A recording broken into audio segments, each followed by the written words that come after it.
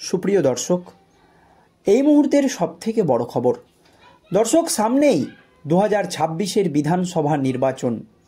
আর এই নির্বাচনকে কেন্দ্র করে শাসক এবং বিরোধী দুই দলই কিন্তু দল গুছাতে শুরু করেছে। নেতাজি ইন্ডোর স্টেডিয়ামের বৈঠক থেকে বাংলার মুখ্যমন্ত্রী মমতা ব্যানার্জি 2026 সালের বিধানসভা নির্বাচনের রণকৌশল বা রণনীতি ঘোষণা করেছেন। আর এই নির্বাচনকে কেন্দ্র করে একে অপরের প্রতি আক্রমণ, অর্থাৎ শাসক দলকে বিরোধীদের আক্রমণ এবং বিরোধীদের শাসক দলকে আক্রমণ নিয়ে রাজ্য রাজনীতি একেবারে জমে উঠেছে। এই আবহে রাজ্যের বিরোধী দলনেতা শুভেন্দু অধিকারী, যিনি মুখ্যমন্ত্রী মমতা ব্যানার্জিকে নন্দীগ্রাম থেকে হারিয়েছিলেন, সেই হেভিওয়েট নেতা তৃণমূলের সংখ্যালঘু সেলের নেতা, মন্ত্রী, এমএলএ, এমপিদেরকে নিয়ে একেবারে বিরূপ মন্তব্য করেছিলেন। আর তারই প্রতিক্রিয়া দিতে গিয়ে একেবারে বিস্ফোরক হয়ে ওঠেন তৃণমূল নেতা হুমায়ুন কবির। তবে এই প্রতিক্রিয়া দিতে গিয়ে সব রকম লিমিট ক্রস করে ফেলেছেন হুমায়ুন কবির।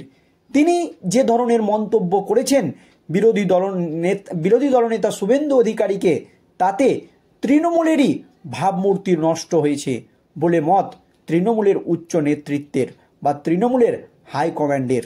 তারপরই হুমায়ুন কবিরকে শোকজ নোটিশ ধরায় তৃণমূলের উচ্চ নেতৃত্ব। মুখ্যমন্ত্রীর নির্দেশে হুমায়ুন কবিরের বিরুদ্ধে শোকজ নোটিশ জারি করা হয়।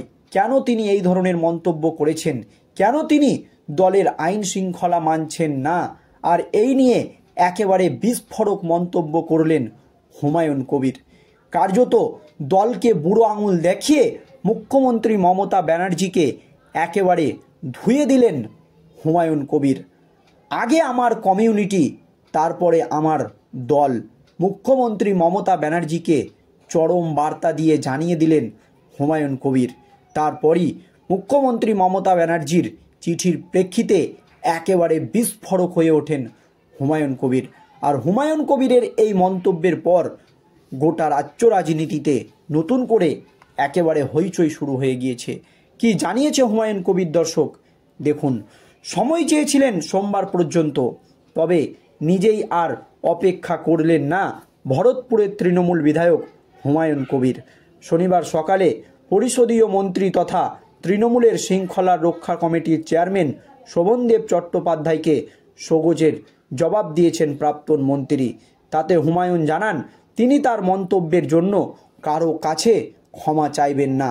হুমায়ুন কবির মুখ্যমন্ত্রী মমতা ব্যানার্জির চিঠির প্রেক্ষিতে একেবারে পরিষ্কার জানিয়ে দেয়, তার এই মন্তব্য করার জন্য তিনি কারো কাছে ক্ষমা চাইবেন না, অথচ মুখ্যমন্ত্রীর কাছেও না। এই বার্তা কিন্তু তিনি দিয়ে দিয়েছেন। তার মন্তব্যের মাধ্যমে তিনি দলের শৃঙ্খলা ভঙ্গ করেননি বলেই মনে করছেন। রাজ্যের বিরোধী দলনেতা শুভেন্দু অধিকারীর কিছু মন্তব্যের প্রেক্ষিতে হুমায়ুন কিছু কথা বলেছেন। তার ওই মন্তব্যের জেরে তাকে কারণ দর্শাতে বলে তৃণমূলের শৃঙ্খলা রক্ষার কমিটি। তৃণমূল সূত্রের খবর, হুমায়ুনের মন্তব্যের প্রেক্ষিতে তৃণমূল সর্বসময় এর নেত্রী তথা মুখ্যমন্ত্রী মমতা বন্দ্যোপাধ্যায় তাকে শোকজ করার নির্দেশ দেন। তারপর গত বৃহস্পতিবার তৃণমূল বিধায়ক শোকজের চিঠি পাঠিয়ে দেন তার দল। শুক্রবার শোভনদেব জানান, হুমায়ুনকে চিঠি পাঠানো হয়েছে, তার প্রমাণ তাদের কাছে রয়েছে। বিধায়ককে 24 ঘন্টার মধ্যে জবাব দিতে বলা হয়েছিল। এও বলা হয়, যদি নির্দিষ্ট সময়ের মধ্যে তিনি উত্তর না দেন তাহলে দল পরবর্তী সিদ্ধান্ত নেবে। শুক্রবার রাতে হুমায়ুনকে ফোনও করেন শোভনদেব। তখন সোমবার পর্যন্ত সময় চেয়েছিলেন হুমায়ুন, তবে শেষ পর্যন্ত শনিবার সকালে তিনি শোকজের জবাব দিয়েছেন বলে জানিয়েছেন। ওই তৃণমূল বিধায়কের কথাই শুক্রবার রাত 8:12 নাগাদ আমার সঙ্গে কথা হয় শোভনদেব বাবুর। তারপর আমি শোকজের চিঠি দেখি। 1 পাতার শোকজ চিঠি দিয়েছিল, আমি 2 পাতার জবাব দিয়েছি। শোভনদেব যে হোয়াটসঅ্যাপ নম্বর থেকে শোকজ চিঠি পাঠিয়েছিলেন, সেই নম্বরে আমি 9:35 আমার জবাব পাঠিয়ে দিয়েছি PDF করে। হুমায়ুন আরও বলেন, এর আগে 1 পাতার শোকজের চিঠি দিয়েছিল, তার 3 পাতার জবাব দিয়েছিলাম। আমি বলেছি আমার কাছে দল আগে নয়, আমি হুমায়ুন কবির। হুমায়ুনের দাবি, তার 10 মিনিট 29 সেকেন্ডের একটি বক্তব্যের মধ্যে শুধুমাত্র 31 সেকেন্ডের একটি ভিডিওর জন্য তার কাছে ব্যাখ্যা চাওয়া হয়েছে। তিনি বলেন, দলের পক্ষ থেকে শোভনদেব চট্টোপাধ্যায় মাত্র 7 লাইনে আমার কাছে আমার বক্তব্যর ব্যাখ্যা চেয়েছিল। 31 সেকেন্ডের নির্দিষ্ট বক্তব্যের তৃণমূলের দলের ভাবমূর্তি নষ্ট হয়েছে ও দলের ক্ষতি হয়েছে বলে আমাকে জানানো হয়েছিল। আমি তার জবাব দিয়েছি। আমি দলীয় শৃঙ্খলা ভেঙেছি এমনটা আমি মনে করি না। মুখ্যমন্ত্রী মমতা ব্যানার্জির চিঠির প্রেক্ষিতে একেবারে সাফ জানিয়ে দিয়েছেন হুমায়ুন কবির।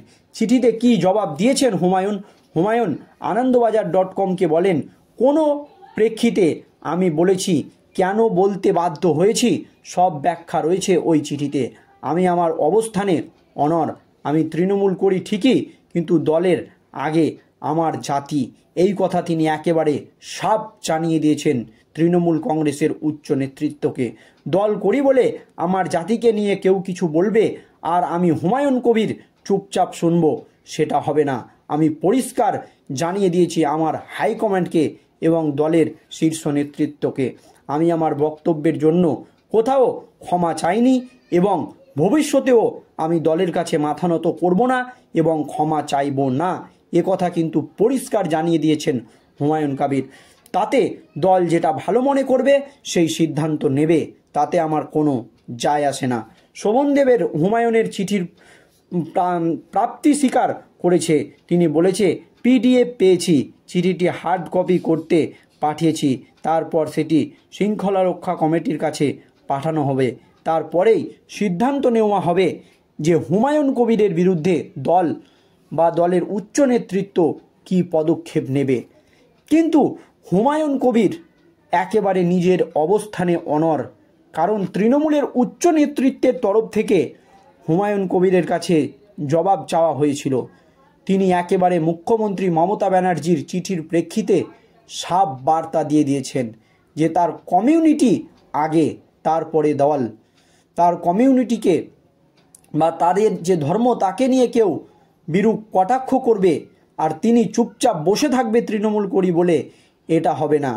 আমি ক্ষমা চাইব না।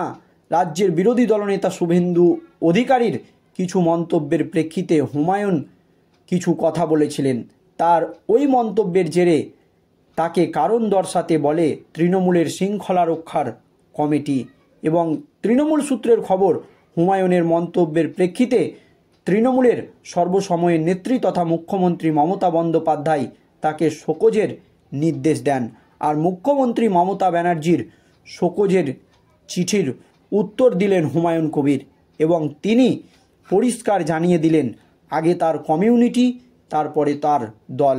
আমি যা করেছি ঠিক করেছি, আমি কোনো ভুল করিনি। এই বার্তা কিন্তু মুখ্যমন্ত্রীকে দিয়ে দিলেন হুমায়ুন কবির।